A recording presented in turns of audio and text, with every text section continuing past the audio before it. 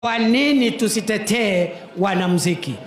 Na hiyo kazi nitaenda nayo mbio sana. Hao jamaa wanaongea hapo hawanijui. Hii kazi ya deputy president taipeleka mbio kama gari ya miraa my friend. Ya miraa my friend. Ndogo. Nimeona watu wengine wamejaa na kiburi. Wanaenda kutuongelesha hapa kama na kutulecture. Unatulecture ukiwa nani? Kwani wewe ni Mungu?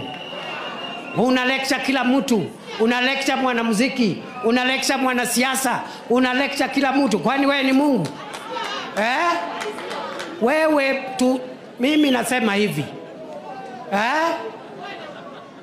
Ukitaka tuheshimiane, heshima ni mara mbili. Utuheshimu, tukuheshimu.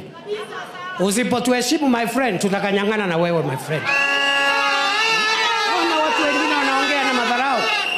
Unatisha nani? Naona watu wengine wanatutisha. Mimi ukiniangalia hivi ni mtu ya kutishwa na watu? Tuheshimiane bwana. Tuheshimiane. Nao wanamuziki walikuja 50, mimi naita wanamuziki 500 wakuje pale Karen. Tujua utafanya nini? Ati unasema umeamrisha wananchi wasisikize nyimbo. Unaamrisha kama nani? Unaamrisha kama nani? Tuheshimiane my friend. Mimi ni mtu ya heshima, lakini my friend, if you come within shooting range, we will deal with you. Na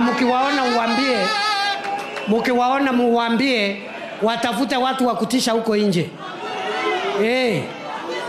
Sisi sio watu kidogo.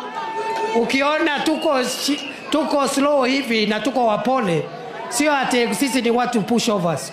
And don't lecture us. Don't lecture us. We are not your kids.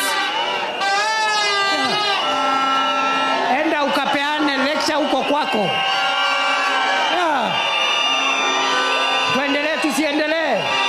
Tuendelee tusiendelee? Wangapi wanasema